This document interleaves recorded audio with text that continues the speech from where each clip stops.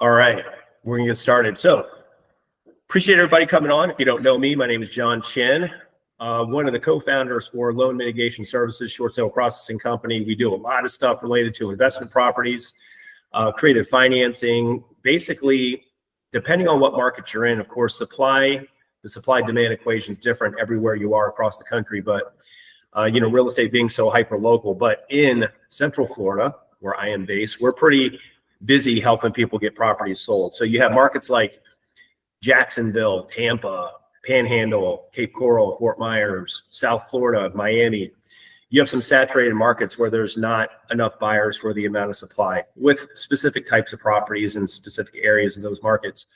And so as the supply grows and days on market's creeping up, and you're seeing more and more price drops in a lot of those markets, at least throughout Florida, you're seeing up to about 30% of all active listings took a price reduction last month.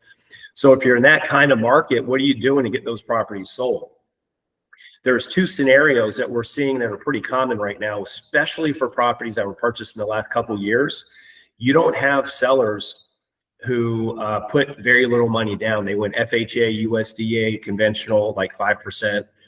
If you did that kind of loan, a high leverage loan with a small down payment on a newer property the last couple of years, chances are you're stuck with that property today and you're not going to be able to make that loan whole at closing, because by the time you take the price reductions you need to take to sell that today, you're going to be in short sale territory where the seller's going to have to bring cash to closing. But if they don't have that cash, what option do you have, right?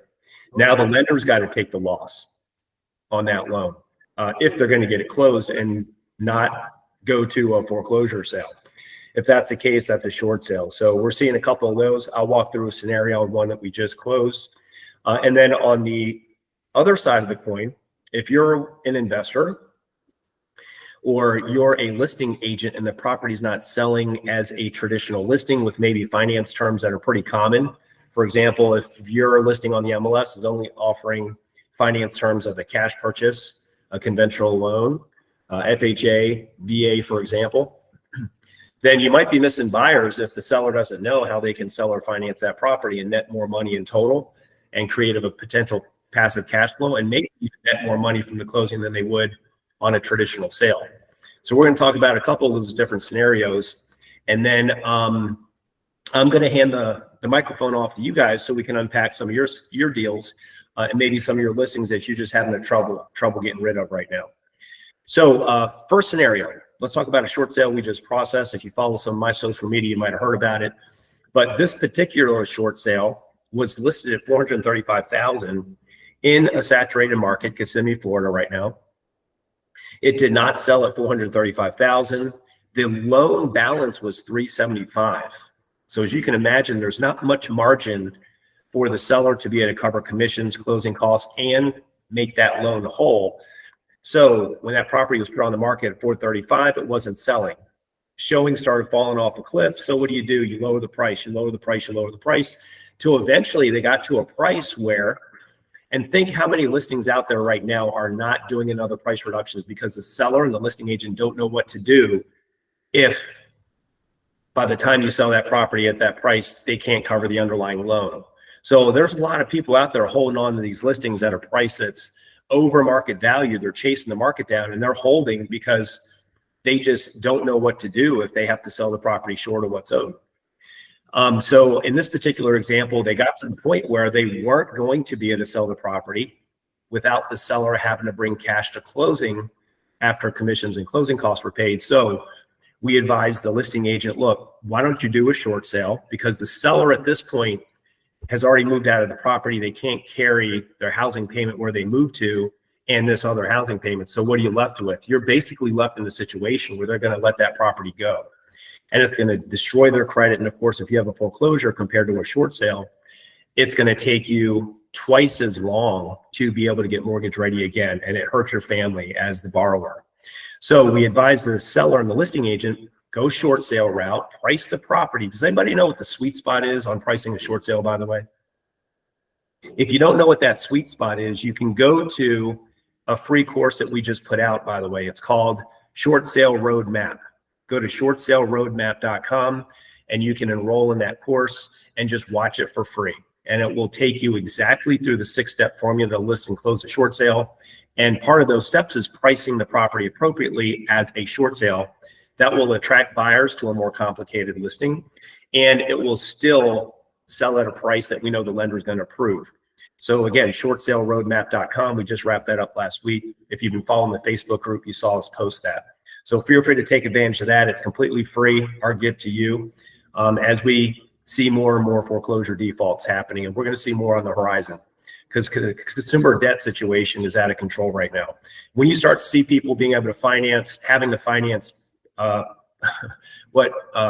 Postmates meals or Uber Eats meals, when you have a finance option to finance a meal and you have a finance option, Chad, one of the people that we do these with, he sent me a social media post of I think it was a Tuffy's oil change. And now you can finance your oil change or pay that in payments over time. There is a really big problem with consumer debt right now. And you kind of find all consumers in one of two different buckets. You have one bucket where they're really struggling. They can't pay for groceries. The groceries they used to put on a debit card, they have to put on a credit card now. And they're just really struggling because of inflation.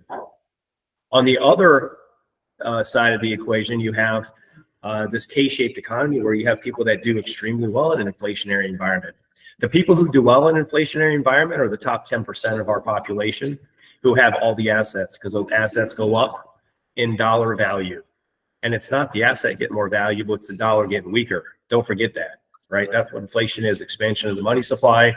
The dollars get weaker, it takes more of those dollars to buy the same stuff. It's not inherently because the stuff is in more demand or because it costs more to make. It's just the dollars got weaker. So as we continue to print more and more money, the people who own assets, stocks, bonds, fine art, cryptocurrencies, lots of real estate, they do better in an inflationary environment. People who don't own stuff do bad. In the middle class, their wealth gets hollowed out. So you're starting to see that as a big problem today. Now with second homes, and when I say second home, guys, I'm not talking about vacation homes or a second home that you have in addition to your primary. I'm talking about like the second purchase somebody makes as your primary home. The down payment on the first home that most people make is going to be about 3 to 5%. The down payment on subsequent properties that people buy, if it's their upgraded home or the home they purchase after their first home, is going to be about 19, 20%. So you have on subsequent purchases, you have a lot of people with more equity, so they're not going to be in this situation.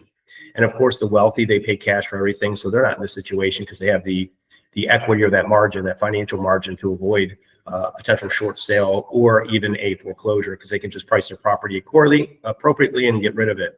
But there are a lot of people out there right now that are struggling and they're having to let their properties go. You're starting to see a lot more home equity agreements, home equity lines of credit, basically ways for people to tap their equity to pay for bills and to offset the cost of a 26% interest credit card that they're putting all their groceries on right now.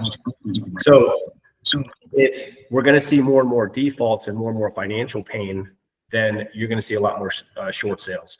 So it's something that we want to be in front of.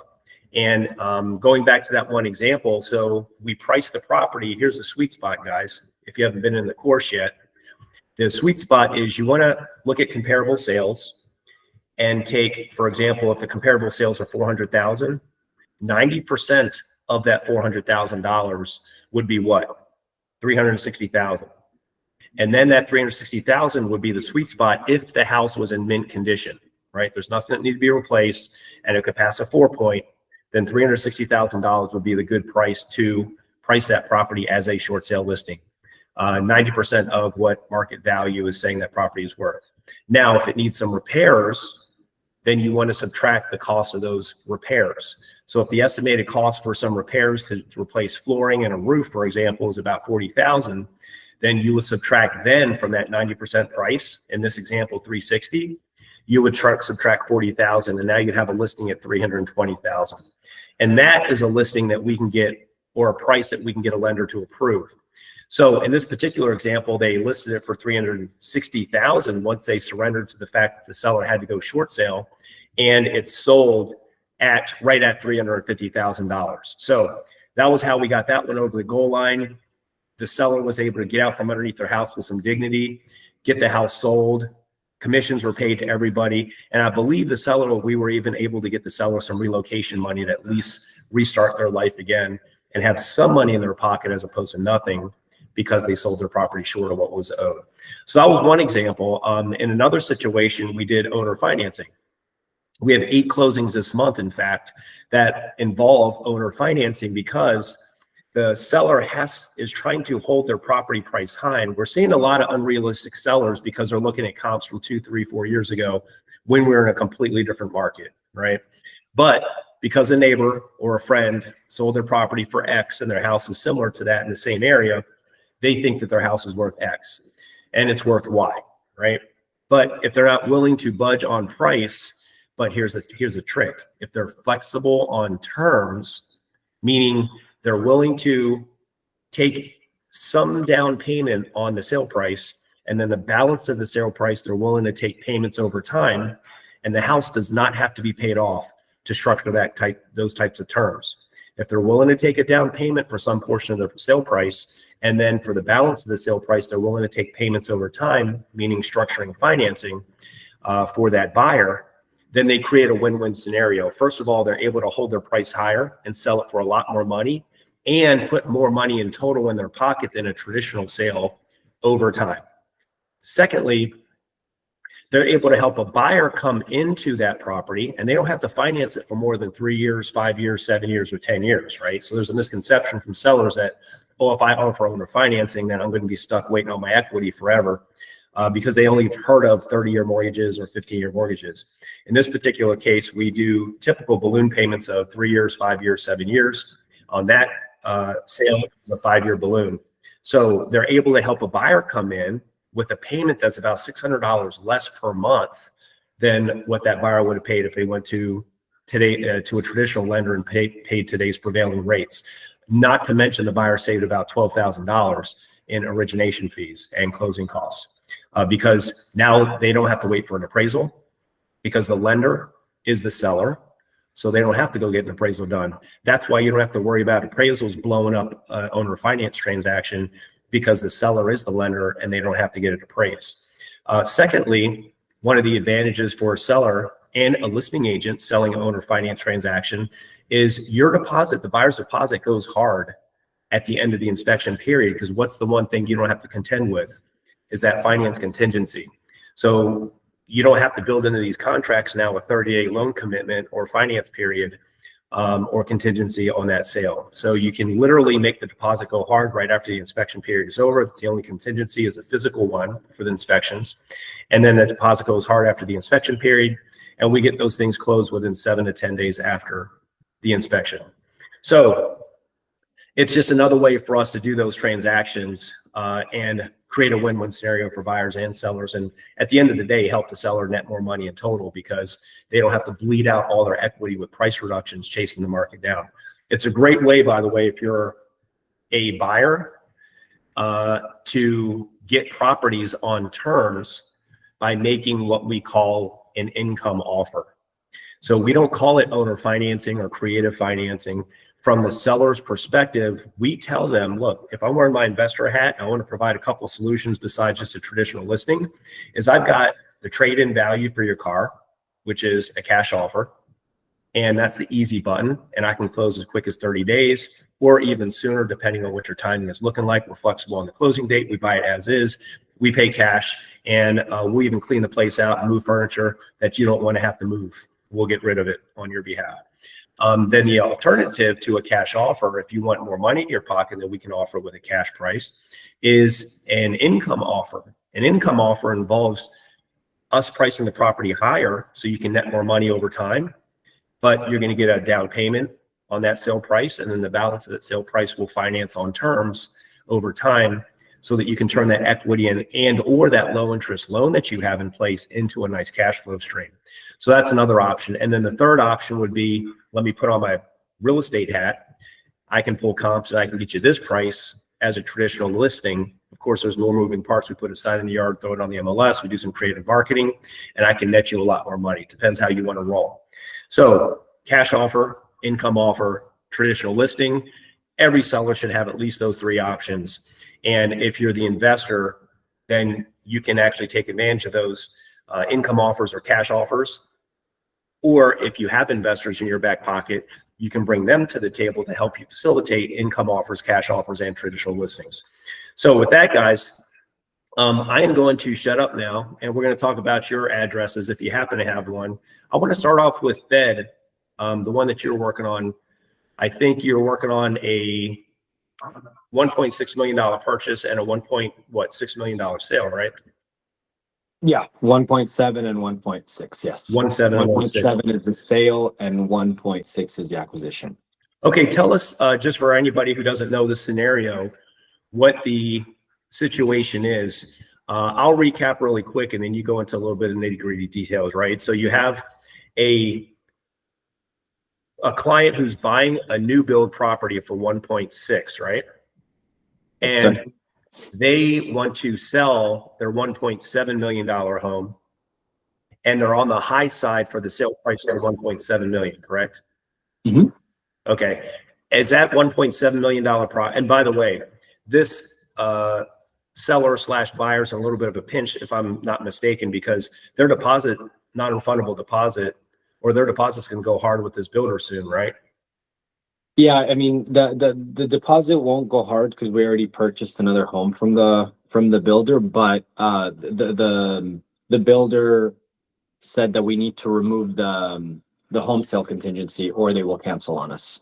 Oh, And gotcha. then within that community, there's no other homes that face the particular direction that my client needs for religious purposes. So we are pitched. There's one house left. Okay, gotcha. So they want that house, but they currently have a sale contingency to get rid of their other house. And their other house has been on the market for how long? Since September, so a while. And we've been in escrow 5 times. Oh, wow. In and out. And why do we keep losing buyers on that? Two of the times it was the same buyer and they were contingent on the sale of their own home and their buyers pulled out. So they subsequently pulled out of ours. And then the other 3 times, things I haven't seen ever since I started real estate, which was one of them was a gentleman who placed the deposit and then vanished for 30 days and no one knew where he was and he wasn't answering anyone. So we couldn't even cancel the escrow properly and move on. So we were just kind of stuck. We had cloud on title. Another time, there was an unrepresented buyer that came to me directly, said they wanted to move forward. And then within the 10-day inspection period, first, they didn't put their earnest money deposit into escrow. And secondly, they just decided to buy something else and told us on day 10. Oh, wow. Okay. And then the 5th time the 5th time it was we didn't actually enter escrow. It was a previous buyer again who came back to us at full ask, and then for some reason my one of the people that has power of attorney for my seller decided to counter them 55 grand over the full ask price. Oh, geez. So it's agreed, but it is what it is. Okay, so you got this. So it sounds like it was priced right if you got that much activity on it. Yeah. Where is the seller now? Because the last time we had talked, you wanted to introduce to that seller, hey, maybe if we offer owner financing, we can command a higher price on it and get a healthy down payment. And you can take the payments on the balance over time. How did that conversation go with them? Because we structured proposed terms, right? Mm-hmm. Yeah, actually the terms that you guided me through, I think are extremely beneficial, not just for them, but for a lot of other sellers that I'm dealing with. We're having a meeting on Friday, so I'll let you know how that goes. But what was those terms? If you want to summarize them for everybody, right? What were the terms? So it was traditionally, I think it was listed as conventional and cash, right? Yes, sir. Yes, and sir. Now you're going to add another term, assuming the seller approves this. What is the terms that you're going to be offering? How do we frame the owner financing for that? Right. So the way it'll work is we'll actually be able to price the property at a higher price. So from 1.7, we're going to raise it to 1.725. And we are going to help people such as foreign nationals or anyone who just maybe can't qualify for traditional financing. So we're working with a buyer right now who came from Ukraine. He's been in the US for a year, so he doesn't qualify for traditional financing. We're going to go to him. He said he has a healthy down payment. He could put 20 to 30% down, but the banks won't lend to him. So what we're going to propose to him is to perhaps put 250 grand down towards the 1.725 acquisition cost. He will put 250 grand down as a payment one to the seller. So the payment's going to get three payments. The first payment is going to be the 250 grand down. Then we structured an amortized 84-month payment of, I think, $7,800, but that we have that buyer pay off within, I think it was 84 months.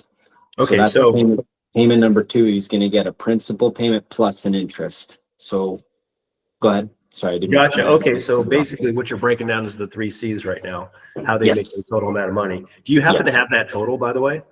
Yes. So let me unpack it real fast, and then you can reveal the total. So when we say that we're going to net the seller more money over time than a traditional listing, let's unpack that difference, because we literally, when we're talking to a seller, we'll draw a line right down a center piece of paper and say traditional sale. Here's where we're at right now. Here's what the sale price is. After commission and closing costs, here's what you put in your pocket. And by the way, that's after we pay off the underlying loan. This one's got a lot less moving parts because there's no underlying mortgage on it. So it's very simple. We sell it for 1.7 million.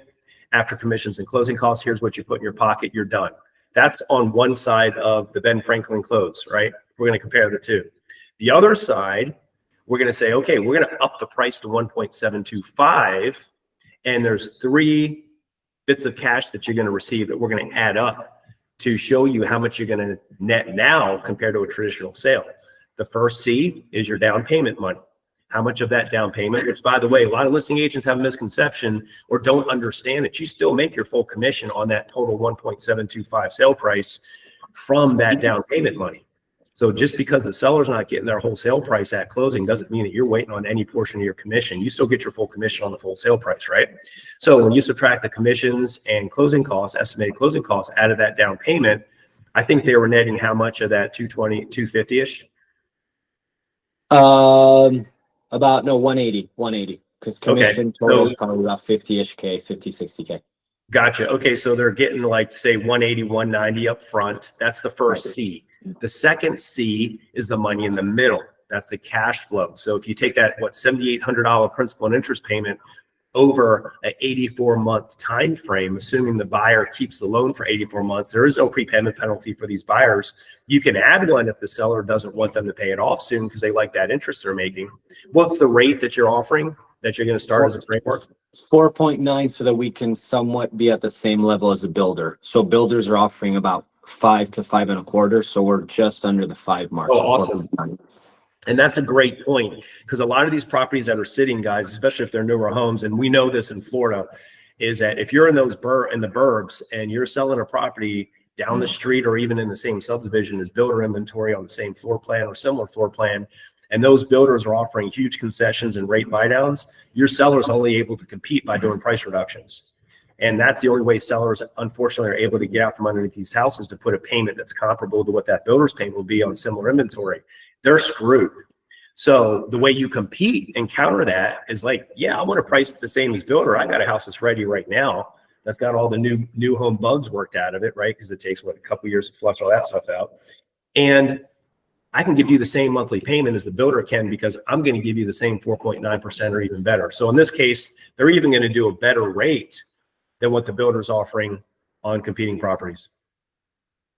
Yeah. So essentially price is 1.725. We're going to take 250 grand as a down payment, which means that the outstanding balance is $1,475,000. Now, within the 84 months of payments for the cash flow, the seller is going to net just shy of 700 grand. So we're already at let's call it 950-ish. And then there's that remaining balloon payment. Okay, so at the end of the 84 months, here's what's interesting, guys, is that loan balance of 1.475 is still, the payment on that loan is still calculated as if the loan's going to pay off in 30 years. So you still use a 30-year amortization schedule, but because of the 84-month, or in this case, a 7-year balloon payment, it means that wherever that loan balance is in 7 years, because it's obviously not going to be paid off by then, that is what you have to refinance out as the buyer, or write a check to pay off, or you sell the property in the 7 years, in which point it would pay off whatever the balance is at the time of the sale. So the buyer has up to 84 months to pay off that underlying balance. If they keep that loan for the full 84 months and they don't miss any payments, then that loan balance is going to be how much? About 1.1-ish. 1.1. I don't have it right off the top of my, but I'm remembering the numbers because I know that I'll give you the net if you want me to, but I'm waiting for you to give me the green light on what they'll net. Oh yeah, what is the total net then compared The to? total after the 3 seeds is 2.1 million. So they go from 1.7 to 2.1. So it's almost a 400 grand difference. That's awesome. And by the way, guys, remember, we always talk about framing benefits for the audience that we're talking to, if we're trying to show what we're speaking about in its best light. And the way you frame, by the way, an offer, if I'm wearing my investor hat, or if you're a listing agent, you're trying to show the benefits of doing that to command the seller more money over time. And by the way, if you have a fiduciary relationship with the seller to do what's best for them, and you're not presenting owner financing to a seller, I would argue that you're not acting in their best interest, because there are other agents out there that know how to calculate and get them more money over time and create an annuity stream out of the equity, as opposed to the cash sitting in the bank earning 0 interest, right? So there's a lot of different reasons that sellers want to do owner financing, but we never present those benefits. And that's what we're here to educate everybody on, right? So in this particular case, a traditional sale is 1.7 million minus commissions and closing costs. So they net about 1.625 or something like that. Where on an owner finance transaction, the other side of that line in the middle of this paper, they're going to walk away with 2.1 total. And that's a completely different picture. So when you're framing that message, if I'm wearing my investor hat, I'm basically telling a buyer, or I'm sorry, a seller, look, I want to get you 2.1 million for your property. Here's how, and you remember the property's listed for 1.7, right? I'm going to get you 2.1 million.